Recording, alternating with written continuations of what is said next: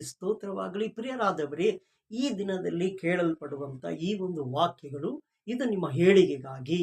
ಯಾಕಂದ್ರೆ ದೇವರನ್ನ ಆರಾಧಿಸುವಂತ ಆತನ ಮಕ್ಕಳ ಮೇಲೆ ಇರುವಂತ ಕೃಪಾ ಕಟಾಕ್ಷಗಳು, ದೇವರನ್ನ ಆರಾಧಿಸುವಂತ ಆತನ ಪ್ರಜೆಗಳ ಮೇಲಿರುವಂತ ದೇವರ ದಯೆ, ದೇವರನ್ನ ಆರಾಧಿಸುವಂತ ಪ್ರತಿ ಒಂದೊಂದು ಭಾಷೆ, ಕುಲೆ, ಜಾತಿ, ಜನಾಂಗದವರನ್ನ ದೇವರು ಮೇಲಾದ ಅತಿಶಯ ಕಾರ್ಯಗಳನ್ನ ಮಾಡಲಿಕ್ಕೆ ಶಕ್ತನಾಗಿರುವಂತ ಈ ದಿನದ ವಾಕ್ಯ. ಆರಂಭದಿಂದ ನೀವೇನ್ ಮಾಡಿ ಕೊನೆಯವರೆಗೂ ನೋಡಿ, ಹೇಳಲ್ಪಡುವಂತ ಪ್ರತಿ ಒಂದೊಂದು ವಾಕ್ಯ ನಿಮ್ಮ ಜೀವಿತದಲ್ಲಿ ದೊಡ್ಡ ತಿರುವನ್ನ, ದೊಡ್ಡ ಬದಲಾವಣೆಯನ್ನ, ದೊಡ್ಡ ದೊಡ್ಡ ದೊಡ್ಡ ಮಹತ್ ಕಾರ್ಯಗಳನ್ನ ಮಾಡುವುದಕ್ಕೆ ಈ ವಾಕ್ಯಕ್ಕೆ ಶಕ್ತಿ ಇದೆ, ಬಲ ಇದೆ, ಕಾರ್ಯ ಇದೆ. ನೋಡಿ, ಈ ವಾಕ್ಯವನ್ನ ನೋಡೋಣ. ವಾಕ್ಯದಲ್ಲಿ ನೋಡ್ತೀವಿ ಇವತ್ತು ನಾವು.